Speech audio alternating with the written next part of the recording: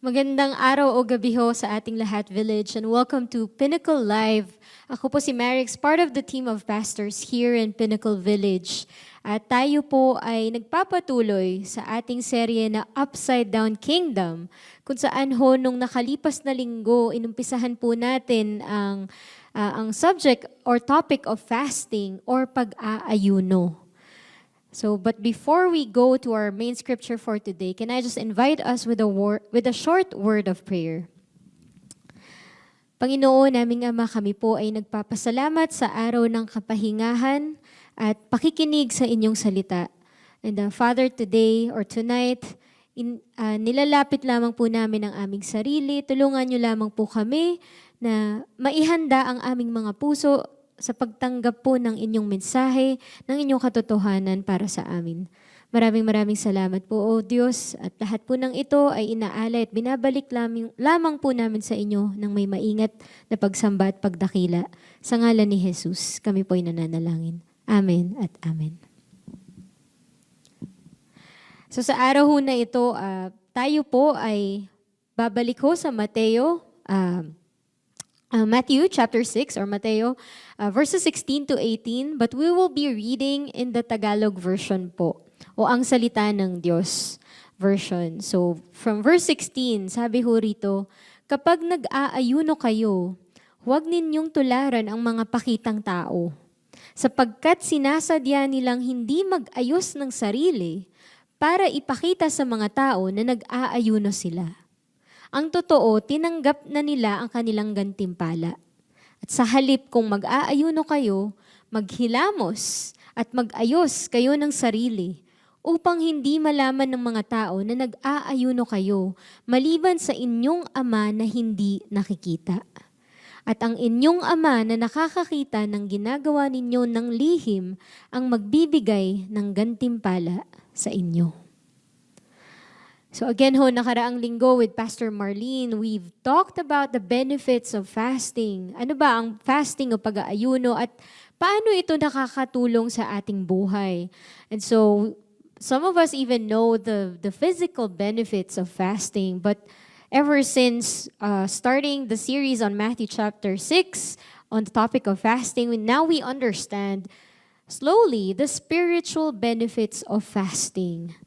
Kumbaga ho, again, last week we discussed how fasting brings us into a deeper level of our devotion to God as we surrender ourselves more to Him as we fast. And that it also helps us to become more sensitive to God's voice, especially when we seek direction in life. Kung kaya ho, all throughout, we will understand more and realize how fasting is really designed to be in cadence with prayer. Kumbaga ho, magkaakibat ang pananalangin at pag-ayuno. Sabi ho ni John Mark Comer, isa ho sa mga pastor dito sa Amerika, fasting and prayer go together. You can pray without fasting and you can fast without praying, but when you combine the two, there's a noticeable amplification of our prayer before God. Fasting is a kind of praying with our body. And to continue, when the request of our heart is coupled with the yearning of our body, our prayer is purified of its dross and presented like a precious metal before the Father for Him to do as He will. So kumbaga ho, ang ating pag-aayuno raw, hindi lamang tayo pinapalalim sa ating debosyon sa ating Panginoon o hindi lamang ho tayo binibigyan ng sensitivity to God's voice in seeking direction, but knowing that fasting is also a divine corrective to the pride of the human heart. Kumbaga, ang ating pag-aayuno daw ay isang pagtatama ng Diyos sa ating puso. So ngayon, hindi lang ho tayo nagiging humble in our body, but even in our soul. So we become wholly humble inside and out.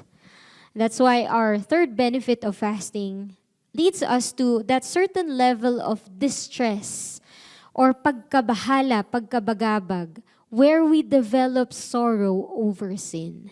Sa ating pong pagpapakumbaba ng ating katawan at ng ating kaluluwa, nagkakaroon din daw ho tayo ng pagkabagabag o dalumhati sa ating mga kasalanan. So throughout Scripture po, the most common situation daw ho na makikita natin na nag-uudyok ng pag-aayuno is actually confession and repentance of sin. So, and pag tinignan lang ho natin sa ating pagbabasa ho ng Biblia, ilang beses ho na ang pag-aayuno ay lagi ho dahil may nangyari. There was a circumstance that prompted the fasting of the people. So tulad ho sa Nineveh, ito ho ay isang chief city ng Assyrian Empire. Kilala ho sila for being brutal and evil and wicked. At sa kultura ho nila, they would, pag po may mga nakukuha ho silang prisoners or slaves, they remove the noses and the ears just to mark them at para rin daw ho, kumbaga ito yung paghihirap nila bilang mga alipin. And then they also do temple prostitution, child sacrifice, and so on and so forth. Lahat ho ng kasuklam-suklam, kasukdulan na pagiging evil po o masama. So si Jonah ho, isang propeta, pinadala ho siya sa Nineveh para sabihin sa kanila ang mensahe ng Diyos. And we'll see that in Jonah chapter 3, verses 4 to 5. So this is by the time that Jonah actually went to Nineveh after doubting or second-guessing whether he should go or not. So verse 4, Jonah began by going a day's journey into the city, proclaiming, 40 more days and Nineveh will be overthrown. So mahigit isang buwan, masisira, mawawala ang syudad na ito. It will be destroyed. Verse 5, the Ninevites believed God. A fast was proclaimed, and all of them, from the greatest to the least, put on sackcloth. Kumbaga, yung kanilang damit po sa pag-aayuno. So sabi ho ni Arthur Wallis, mourning over personal sin and failure is an indispensable stage in the process of sanctification, and it is facilitated by fasting. So syempre po, ang mga Ninevites, nung sila po ay decide na mag-fast or mag-ayuno, one, it's because they're mourning na okay, madedestroy yung buong syudad nila. But two, it's also a way to mourn over their personal sin. Na parang, grabe, ganito pala ako kasama. Ganito pala ka rumal-dumal yung pinaggagawa namin. And that is part of the process ng paglilinis po ng kanilang kaluluwa. And so when we fast po, it doesn't automatically mean na okay na, nakapag-repent ka na, tapos agad. Hindi po siya ganun. But rather, repentance is a result of our spending more time with God. Na kumbaga ho, sa atin pong pagdadasal at pag-aayuno, we repent more and more. We turn to God and turn our backs from sin more and more. Because we become more aware and become sensitive to the gravity or weight of our sin. Kumbaga, the more that we spend our time with God, lalo natin nakikita, tindi. Kasalanan pala to kahit yung pagkatamad ko lang dahil tinatamad ako, nangihina ako. Kasalanan ko rin pala yun. Kasalanan pa rin pala yun sa mata ng Diyos. Kaya nga ho, ito ho si Isaiah in chapter 6 verse 5, dahil lang po na naiharap siya sa presensya ng Diyos, bigla niyang nakita ang karumihan niya, ang kanyang pagiging makasalanan. At sabi niya, woe is me, for I am lost, for I am a man of unclean lips, and I dwell in the midst of a people of unclean lips, for my eyes have seen the King, the Lord of hosts. Si Isaiah ho ay isa ring propeta. And maharap lamang po sa Diyos makes him realize, sobra ang aking pagkakasala. Sobra ang aking pagkakababa, ang aking pagiging madumi. And ganun po ang nangyayari sa atin. When we fast, we mourn the situation that sin has created in our lives, whether as an individual or as a collective group of people. And so when God's people become freshly aware of our sinful ways, it makes us want to return to God and His ways and and redirect our hearts, or have that new direction of going to the Lord and serve Him alone. So, pag tinignan ho natin sa pagpapatuloy po sa Jonah chapter 3, verses 6 to 8. So, when Jonah's warning reached the king of Nineveh, which usually, mayabang sila, hari sila eh. Itong hari ho na to, he rose from his throne, took off his royal robes, covered himself with sackcloth, again, yung damit ho nila sa pag-aayuno, and sat down in the dust o sa abo. This is the proclamation he, the king, issued in Nineveh. By the decree of the king and his nobles, do not let people or animals, herds or flocks taste anything. Do not let them eat or drink, but let people and animals be covered with sackcloth. Let everyone call urgently on God. Let them give up their evil ways and their violence. So magmula ho sa hari hanggang sa pinakamababang alipin ho, lahat ho sila, they were all prompted to fast and to grieve over their sin. Yung magkaroon ho ng awareness na tindi lahat tayo makasalanan sa mata ng Diyos. And of course, God did not mean to condemn, but He wants to convict the hearts of the people. He wants to reveal our sinfulness that we might have been blind to or we have been unaware of, so that we would go back to God.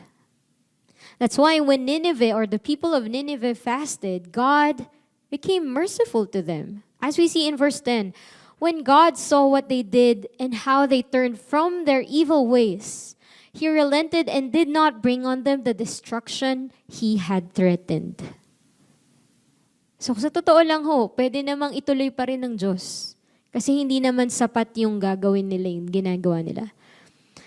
And the Lord knows the intention of their hearts to be sanctified, to be purified from what they did.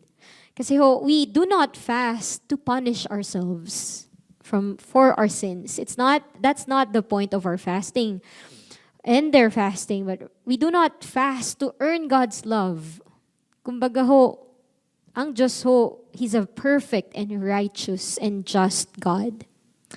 We fast because it brings us to a posture of humility and repentance, ang pagtalikod sa kasalanan at pagbalik sa Diyos.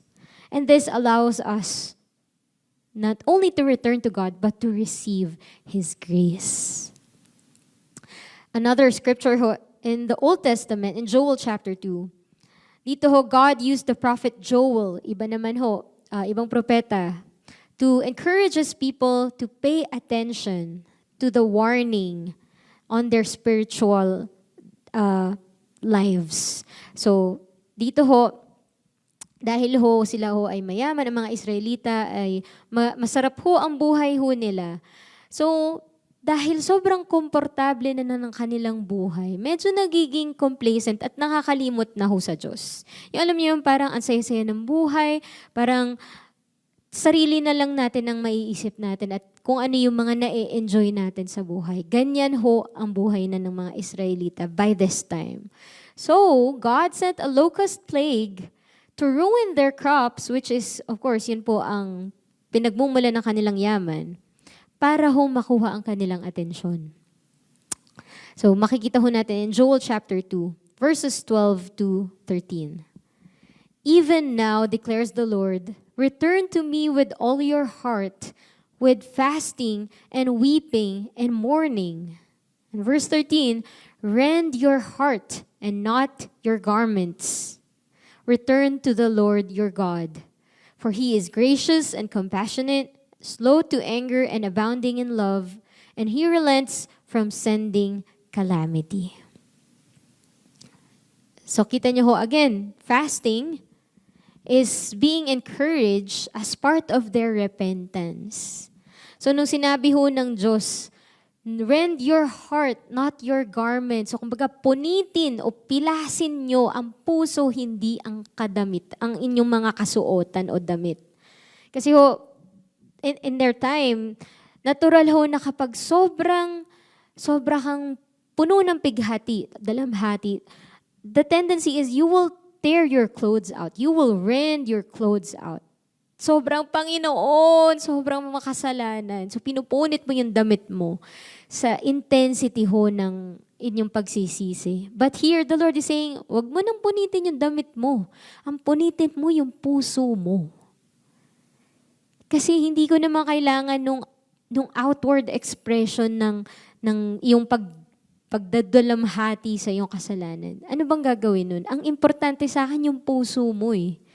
Ano ba ang nangyayari sa loob ng iyong puso, ng iyong kaluluwa? And so, the command here is really the Lord telling His people, you have to realize what you've been doing, which is wrong, which is unjust, which is offensive to my eyes as your God who is perfect and full of justice. The rending of one's heart is the reflection of a heart that is being broken before God. Na kumbaga, hindi ito pakitang tao lang, pero totoo, nababasag ako dahil nasaktan ko ang Diyos. Dahil ang ginagawa ko ay hindi tama. And that's what God wants from us. Na maunawaan natin na sa totoo lang, itong hindi ko pagpunta sa church, hindi ko pakikinig ng mensahe. Parang, Lord, one month lang kasi depressed ako ngayon or medyo marami akong pinagdadaanan so hindi mo na ako mag-church, hindi mo na ako makikinig, hindi mo na ako magbabasa ng Biblia. Those things that we think are just little nothings can actually be offensive to God. And He wants us to see everything for what it truly is. Tulad ho ng Israelites who went way far off track sa kung ano ho ang plano ng Diyos para sa kanila. That's why the Lord is calling them to fast. Mag-ayuno kayo, to repent and to return to God with whole hearts. Na sa pagkabasag nila, doon makikita, okay, ito po yung totoong puso ko para sa Panginoon. But to correct or to identify or clarify rather that fasting isn't really required for God's forgiveness.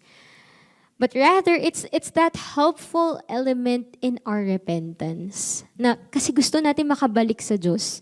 And ang ating pag-aayuno ay makakatulong sa atin na para maging totoo talaga sa puso natin na, Panginoon, gusto ko talagang talikuran yung mga kamalian ko at kasalanan ko. And here, I will fast. And so, again, of course, fasting does not earn forgiveness, but rather it's a demonstration of genuine act of repentance.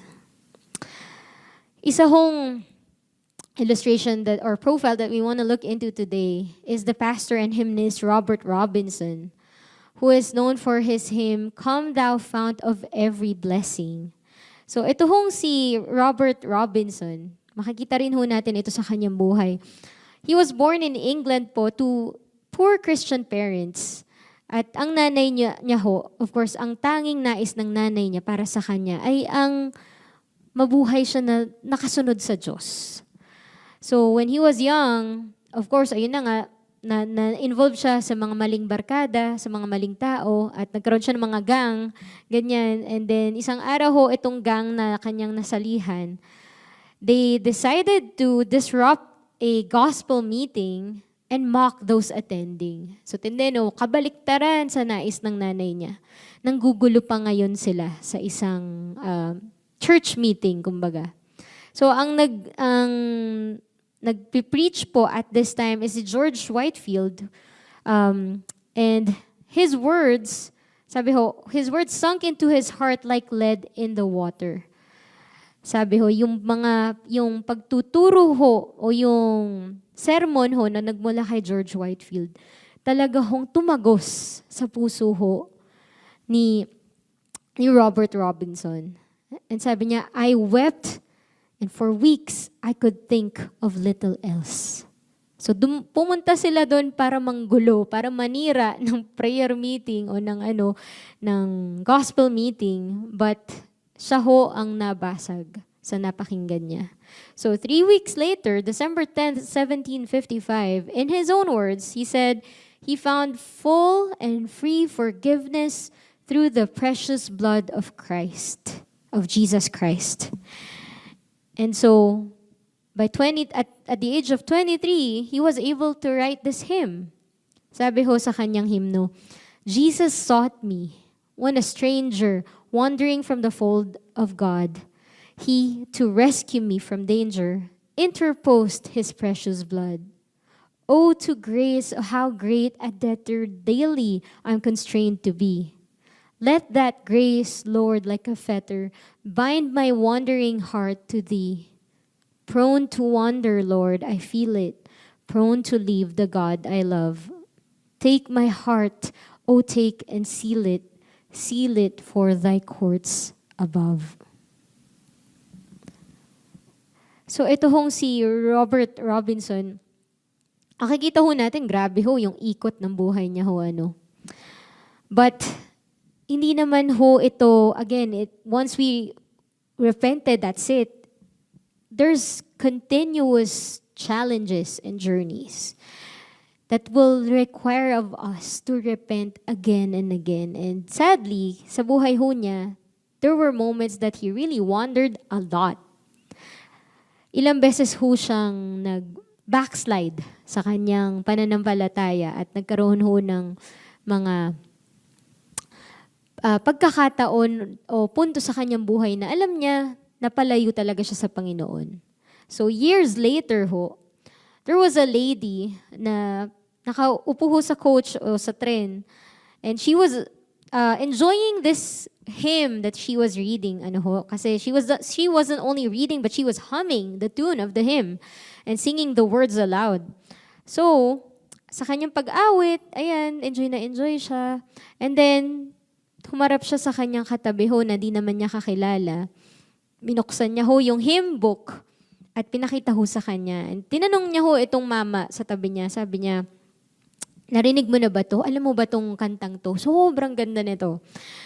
So, nung pinapakita niya ho dito sa mamang to, yung mama ho, tahimik lang.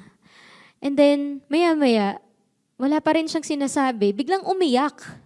So, bigla hong napaiyak ho itong mamang ito. At sabi ho nung mama sa kanya, Madam, I am the poor, unhappy man who composed that hymn many years ago. Ako ang sumulat niyan.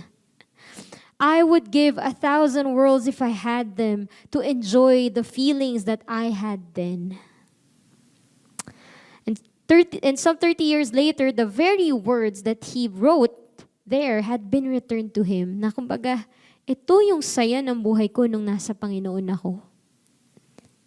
And ngayon na sobrang nasa kaibabaan ako, nasa lugmok na lugmok ako sa kasalanan, binalik sa akin ng Diyos yung mga naisulat ko noon. And tulad ho ni Robert Robinson, lahat ho tayo, we are prone to wander. It doesn't really matter where we are in life, how old we are, or how long we are in the faith, we will always have that vulnerability being prone to wander. And because of this that's why we need to ask God's help in searching our hearts. Kasi ho, hindi naman ho tayo talaga makakapamuhay ng perpekto at walang kasalanan sa mundong ito.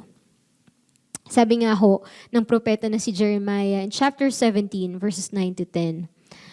The heart is hopelessly dark and deceitful, a puzzle that no one can figure out.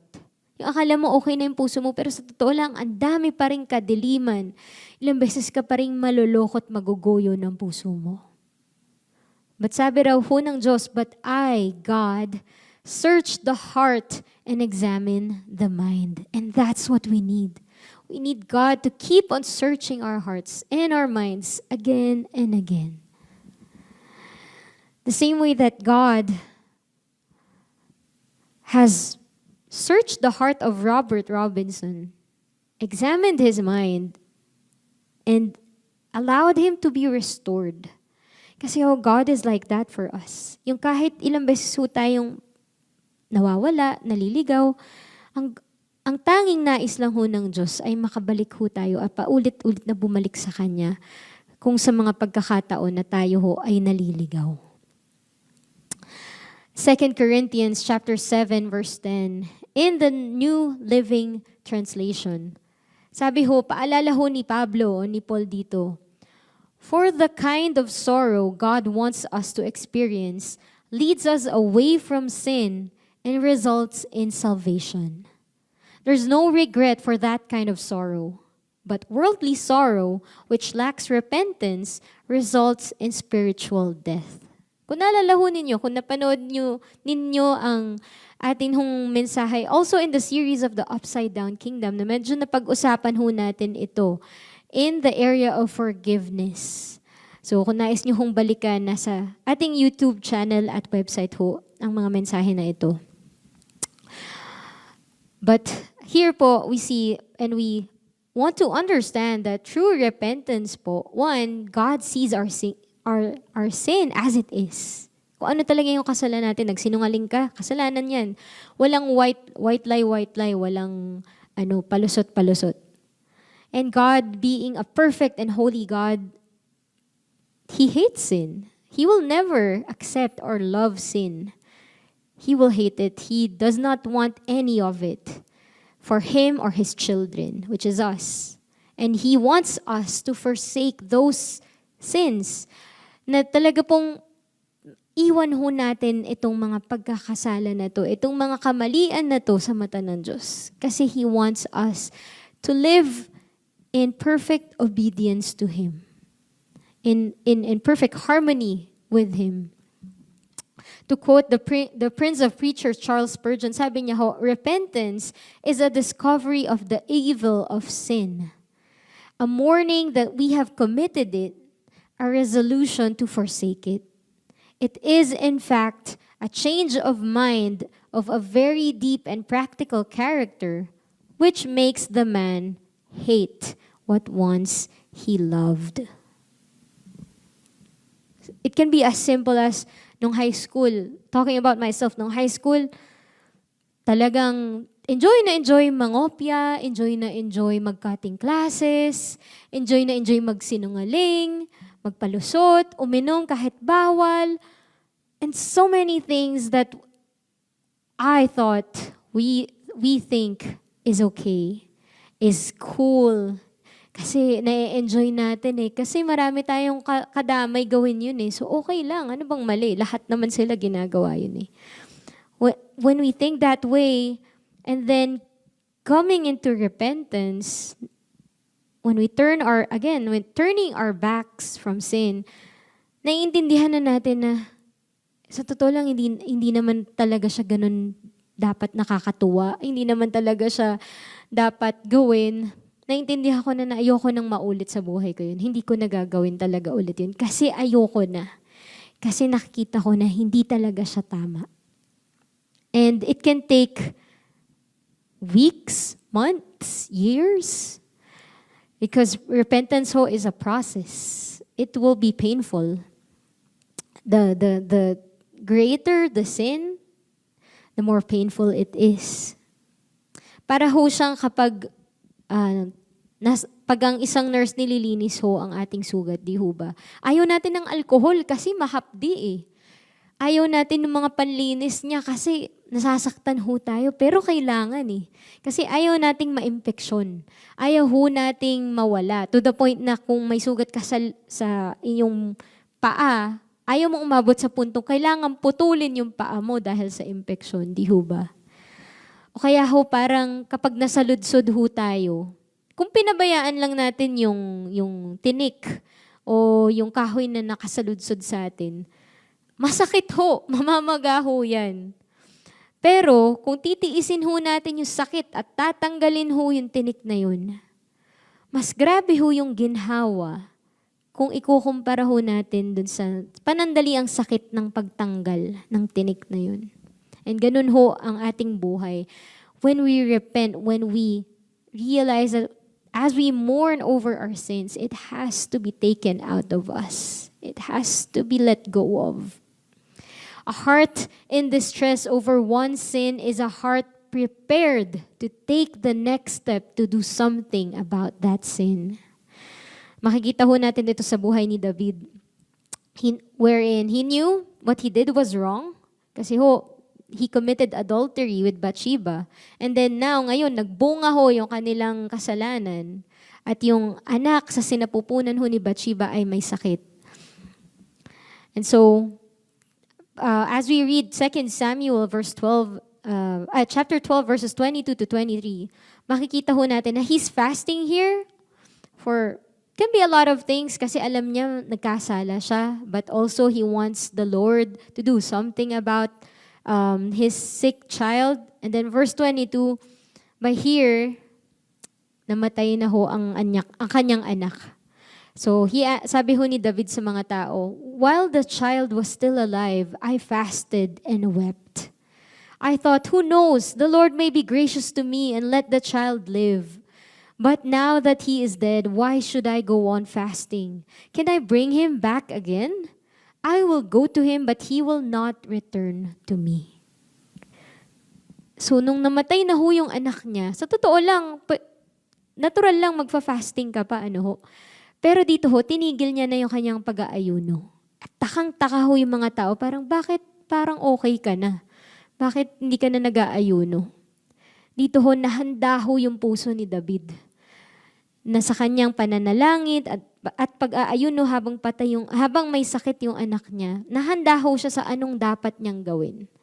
Especially now in facing the consequence of his sin. And when God took David's son, kita ho ng mga tao, he's taking it too well. Parang masyado siyang okay.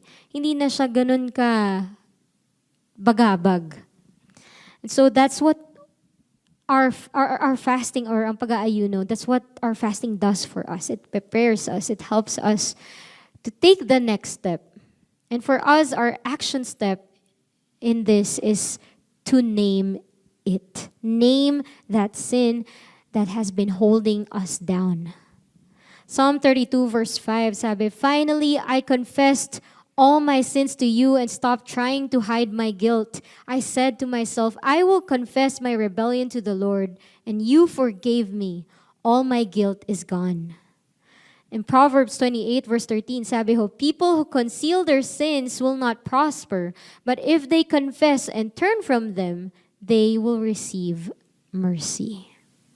And so ang ating repentance, it starts with our confession. When we name the things that hurt God, that offend God, that is wrong in the eyes of God, we have to grieve and mourn over our sins, and that starts by naming them. Sabi nga ho in 2 Peter chapter 3 verse 9, the Lord is not slow to do what He has promised, as some think. Instead, He is patient with you because He does not want anyone to be destroyed, but wants all to turn away from their sins. It is the enemy who wants us to keep going in what we're doing that takes us away further from God. So ano ho ba? Ano ho ba yung mga maaaring ginagawa ng kalaban ni Satanas para mapalayo po tayo sa Panginoon? It can be, una, crush lang, pero may asawa ka, pero may girlfriend, boyfriend ka. Crush lang, and then mamaya, the next thing you know, you're having an affair. Maaaring nagiging ganid ka. Kumikickback ka pa konti-konti. Pero maya-maya, libo-libo, milyon-milyon na pala ang ninanakaw mo sa kumpanya. Kaka-kickback mo ng paunti-unti. Maaari hong at this time, ang dami nating mga takot sa isip natin at kung ano-ano pong pumipigil ho sa atin para manalangin, para ho lumapit sa Diyos, para ho makipag-usap sa mga tao ho na alam ng kalaban na pwedeng makatulong ho sa atin. The enemy can have so many ways on how he can distract us and pull us away from God.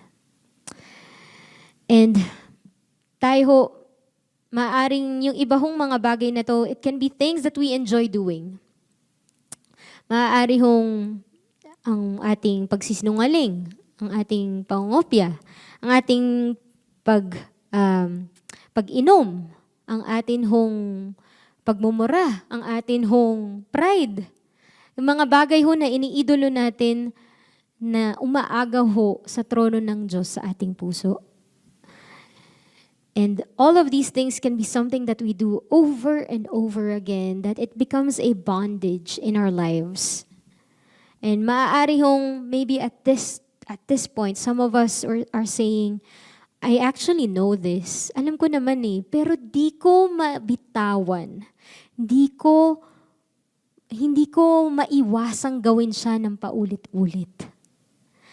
And that's why in fasting, we are not only to feel fully distressed about our sin, but we are also to rely on God for deliverance from it. Kailangan ho natin ng tulong ng Diyos to set us free from our destructive habits. Ang Diyos ho ang makapagpapalaya sa ating mapaminsalang mga kagawian o kaugalian. So God, of course, in His loving kindness and mercy, brings that which is out of darkness into the light. So mula ho sa ating kadiliman, ang Diyos ho ang magdadala sa atin sa liwanag. Sabi ho ni Richard Foster in Celebration of Discipline, more than any other single discipline, fasting reveals the things that control us. We cover up what is inside us with food and other good things, but in fasting, these things surface. If pride controls us, it will be revealed almost immediately. Anger, bitterness, jealousy, strife, fear, if they are within us, they will surface during fasting. At first, we will rationalize that our anger is due to our hunger. Then we know that we are angry because the spirit of anger is within us. We can rejoice in this knowledge because we know that healing is available through the power of Christ. Ephesians chapter 6 verse 12, paalala ho ni Paul o ni Pablo na we're not just in a physical war but in a spiritual war. Kaya ho, sa totoo lang, we need something or someone beyond ourselves. Sabi ho niya, for our struggle is not against flesh and blood, but against the rulers, against the authorities, against the powers of this dark world, and against the spiritual forces of evil in the heavenly realms. At hindi ho natin kaya yan, kung tayo lang ho. Kaya nga ho, in our anxiety, in our fears, in our overthinking, bakit ba ang hirap-hirap ma-overcome lahat ng to? Bakit ba hindi ko magawang matigil ang mga bisyo ko na to? Bakit ba hindi ko magawang mapigilang isipin yung mga hindi ko dapat isipin? It's really a spiritual warfare that begins in the mind.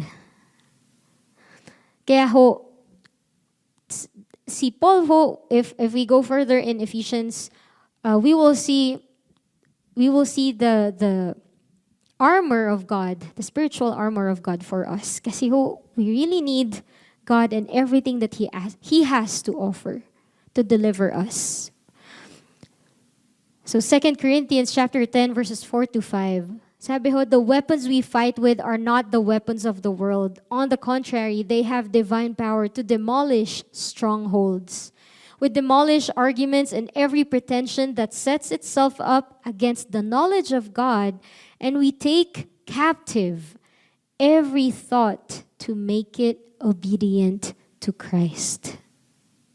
When we talk about strongholds po, it's a place of captivity. Dito ho, yung strongholds po ay kung saan tayo ay nagiging prisoners of whatever it is in our minds that keeps us from living the life that God wants us to live.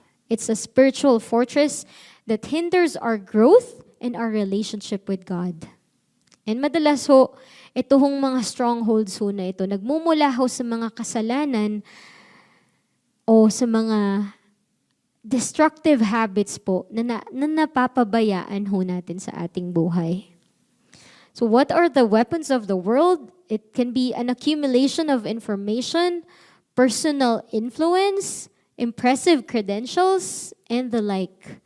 Kumbaga ho, ano ba yung sikat? Ano ba yung tinitingala ng mundong to? Yan ho ang pwedeng gamitin ng mundo sa atin. But kay Pablo ho, for him po, he took a different approach. He's not depending on our human abilities. Hindi ho siya nalimitahan sa kung ano ho ang meron tayo bilang tao. Or even the authority that he had as an apostle. Kasi ho siya, talagang stricto ho ang pamumuhay niya. Halos perpekto ho ang kanyang pamumuhay. Wala hong maipupulang kamalian sa kanya. Marami siyang pwedeng maipagmayabang. Pero hindi niya ho ginamit yun. At knowing that he's just human, like anybody or everybody else, hindi ho siya dumidepende sa sarili niyang pagkatao, but he depends on the divine spiritual weapons provided by the Lord. Kailangan ho magmula sa Panginoon. And so, in spiritual weapons, we have prayer. We have the Word of God, the Bible, the Scripture. We have God's love. We have the power of the Holy Spirit at work in our lives as followers of Christ. But ito hong ating pakikipaglaban ho na ito, kailangan, kung gusto pa ho nating mas lumakas, mas tumindi ho ang kapangyarihan ho ng Diyos sa atin. That's where fasting comes in. So, basahin ho natin in Isaiah 58 verses 5 to 8 kung paano ho talagang nakakatulong ang pag-aayuno. Sabi ho, is it a fast that I have chosen? Sabi ho, a day for a man to afflict his soul? Is it to bow down his head like a bulrush and to spread out sackcloth and ashes? Would you call this a fast and an acceptable day to the Lord? Is this not the fast that I have chosen, to loose the bonds of wickedness, to undo the heavy burdens, and to let the oppressed go free, and that you break every yoke? Is it not to share your bread with the hungry, and that you bring to your house the poor who cast out, when you see the naked, that you cover him and not hide yourself from your own flesh? Then your light shall break forth like the morning. Your healing shall spring forth speedily, and your righteousness shall go before you. The glory of the Lord shall be your rear guard. So the primary reference is to literal slavery, but for us, there is a spiritual application that we must recognize, and that fasting has a vital part in this ministry of deliverance. Again, Arthur Wallace says, God reveals through Isaiah that the nature of the fast that he has chosen is not to bring men into bondage, but to loose them from it. Ang pakawalan ho ang mga tao sa mga kasalanan na nagkukulong ho sa kanila. It is not to be an instrument of oppression, but of liberation. Ang pag-aayuno ho or fasting, it's not to keep us para kawawa naman ako, wala akong kinakain. Kawawa naman ako, hirap na ako. It's not about that. It's really freeing us from what we thought are good and cool and fun habits that are actually destroying our lives. Sabi ho ng isang pastor na si John Piper, sabi niya, why is this fasting unacceptable to God? What's wrong with it? What's wrong with it is that it left the sin in their lives untouched. Kung nag-aayuno lang, para lang wala lang, mag-ayuno lang, pakitang tao, para lang masabi na, oh Lord, nag-ayuno ako, nag-fasting ako. It's unacceptable. The only authentic fasting is fasting that includes a spiritual attack against our own sin. Whatever else we fast for, we must fast for our own holiness, and we cannot fast for anything with authenticity while living in known sin. Sa madali hong salita, sa atin hong pagfa-fasting o pag-aayuno ho, we fast because we know we can't do it ourselves. Itong pag-inom ko, hindi ko kayang itigil by myself. Itong pagsisinungaling ko, pagchichismis ko, itong pangungurakot ko, pangungupit ko, hindi ko talaga magawang mapigilan. So magfa-fasting ako. Kasi kailangan ko ng kapangyarihan ng Diyos. Kapangyarihan na higit sa akin. Another scripture that will give us a very clear example of this, Matthew 17, verses 14 onwards. Sabi ho, ito ho, sa panahon ho ni Jesus at ng mga disipulo ho niya. And when they had come to the multitude, a man came to him, kneeling down to him and saying, Lord, have mercy on my son, for he is an epileptic and suffers severely, for he often falls into the fire and often into the water. So I brought him to your disciples, but they could not cure him. Then Jesus answered and said, O faithless and perverse generation, how long shall I be with you? How long shall I bear with you? Bring him here to me. And Jesus rebuked the demon, and it came out of him, and the child was cured from that very hour. Verse 19, then the disciples came to Jesus privately and said, why could we not cast it out? Kasi nagawa na ho nila ito sa ibang mga pagkakataon. So why not this time? Why not this? So Jesus said to them, because of your unbelief, for assuredly I say to you, if you have faith as a mustard seed, you will say to this mountain, move from here to there, and it will move, and nothing will be impossible for you. However, this kind does not go out except by prayer and fasting. So hindi ho nila matanggal yung masamang espiritu kasi confident ho sila na kaya nilang gawin yun. Wala ho yung pananampalataya nila na ang Diyos, ang kapangyarihan ng Diyos sa pananalangin at sa pag-aayuno ang makakatanggal nito. Bilib ho sila sa sarili ho nila. Kaya nga ho sabi ho na isa pa hong pastor dito sa Amerika, si Craig Rochelle, willpower can change a habit for a while, but fasting with prayer calls on God's power to break it forever. Willpower o yung atin hong sariling kagustuhan can only do so much.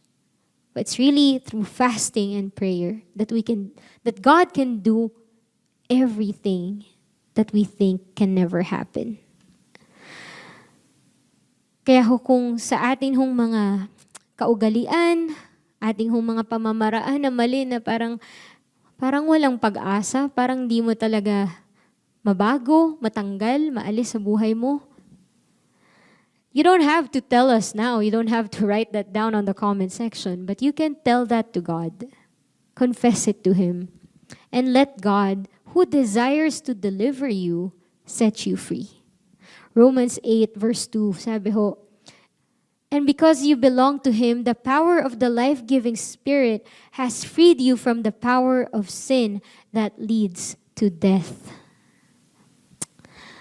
2 Corinthians chapter 3 verse 17. Now the Lord is the Spirit, and where the Spirit of the Lord is, there is freedom. And that's what I experience in the Lord. Freedom. Na hindi ko na kailangan ng kahit anong relasyon para lang maramdaman ko na okay ang buhay ko.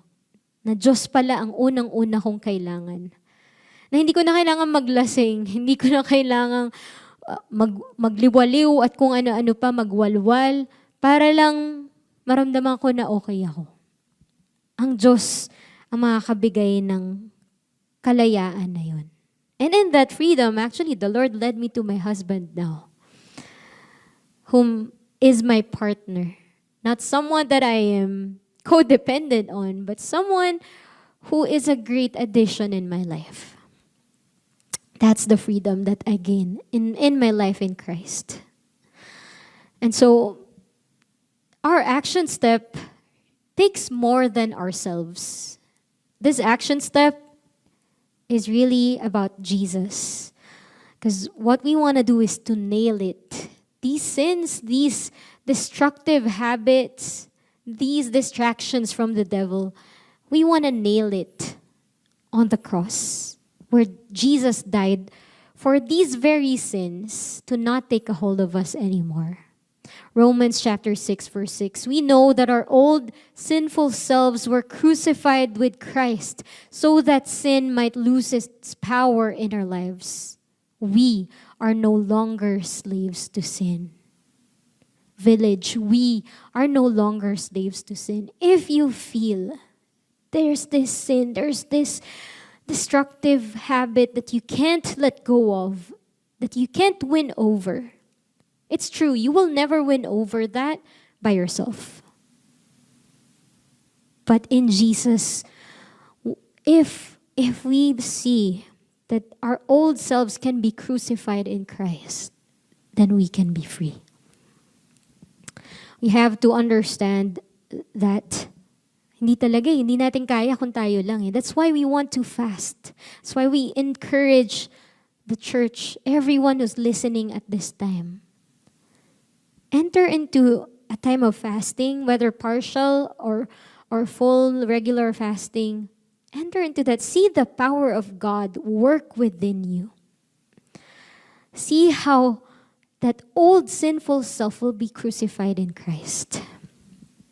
See how sin loses its power and its grip on you as we do fasting. As we do fasting and prayer. Relying on Christ, who is the only one who can deliver us from this sinful and destructive way of life. So before we end, I would like for us to invite us to respond in this song, In Christ Alone. And may the words, as we not only sing, but allow the words to really go deep in our hearts. Hayaan ho natin na maging panalangin ho ng ating puso na kay Kristo lang talaga ako. Magkakaroon ng kapangyarihan ng pamumuhay na malaya sa kasalanan.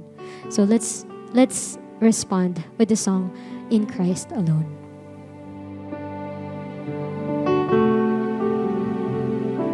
In Christ alone will I glory, though I could pride myself in battles won.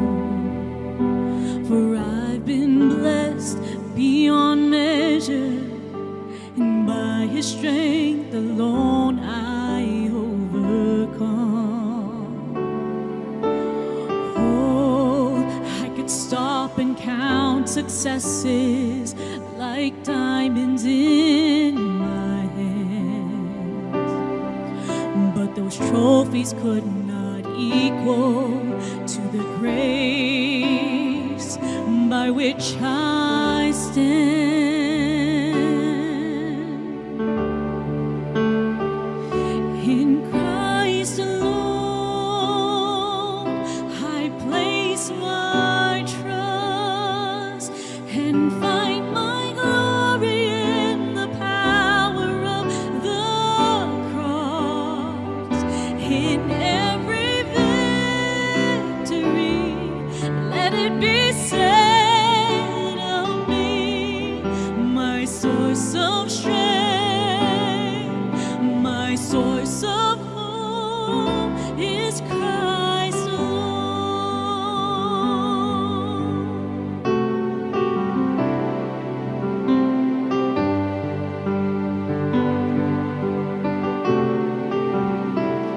In Christ alone will I glory, for only by His grace I am redeemed. For only His tender mercy could reach beyond my weakness to my need.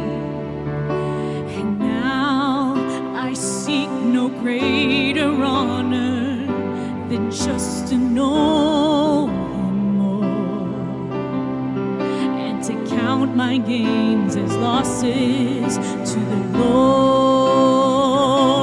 of my Lord. In Christ alone I place my trust and find my glory in the power of the cross. In every victory, let it be said of me, my source of strength, my source of hope is Christ alone.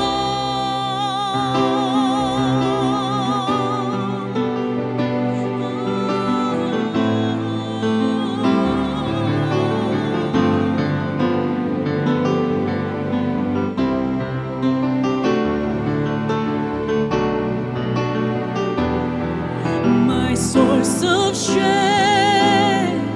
my source of hope, in Christ alone I place my trust and find my glory in the power of the cross. In every victory, let it be said of me, my source of strength, my source of hope, in Christ alone I place my trust and find my glory in the power of the cross. In every victory, let it be said of me, my source of strength, my source of hope, my source of strength, my source of hope, my source of strength, my source of hope is Christ alone.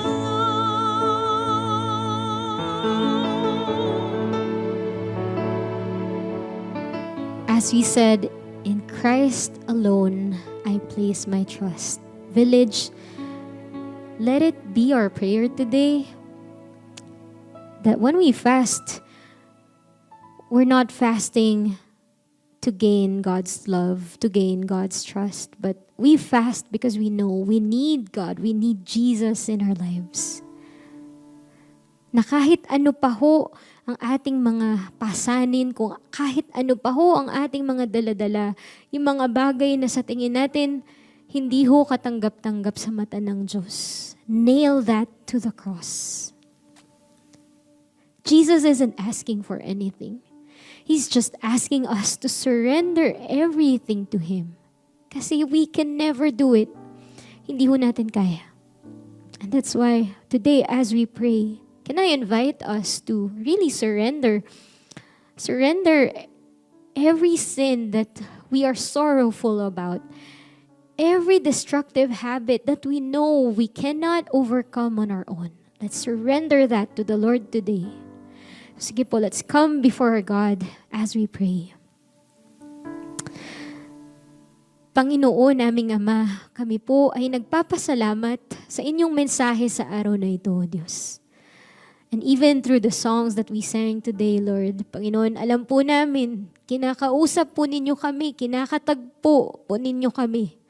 Father, you've seen us, O Lord, how we struggle in our habits. Panginoon naman, sa amin pong mga kaugalian, sa amin pong mga pamamaraan na nakakasakit sa iyo, na nakakasira hindi lamang po sa buhay namin, maging po sa mga buhay ng mga tao sa paligid namin. Panginoon, naming Ama, Father, we are here because we want to be made free. We want to break free from this life of sin, from this life of bondage, Lord. Father, we want to be free from our old selves, Father God. And Father, even when maybe some of us have repented over and over again. Lord, we want to experience a different kind of power as we pray and fast, seeking your goodness, seeking your mercy, seeking your presence to be upon us, to help us overcome all these things, O Lord. Panginoon, alam mo po ang pinagdaraanan ng bawat isa ngayon na nakikinig sa oras na ito. Father, we humbly ask, Lord, be with each and every person listening through the screen, O Lord God. Panginoon naming Ama, may you set us free, each and every one of us, from everything, Lord. Everything that is holding us back from you. Everything that makes us wander away from you, Lord. Panginoon naming Ama, tulungan po ninyo kami, O Diyos. Father, as we surrender to you all our fears, all our sins, all of the things that hurt your heart, all of the things that break your heart, Panginoon naman, we surrender that today, Lord. And Father, we want to trust that you and you alone, all of these things can be destroyed before our eyes. We can be set free, Lord. We can live a new life in Christ as we come to you today. So we name our sins before you and we want to nail it to the cross.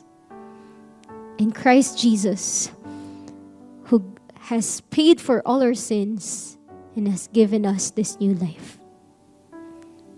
If you really want to surrender that to the Lord, pray with me.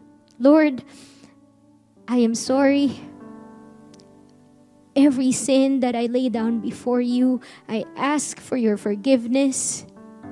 I ask, oh Lord, that you take everything, Lord, that I cannot take from myself, that I cannot remove in my life, that I'm having a hard time letting go of. I surrender that to you today, Lord.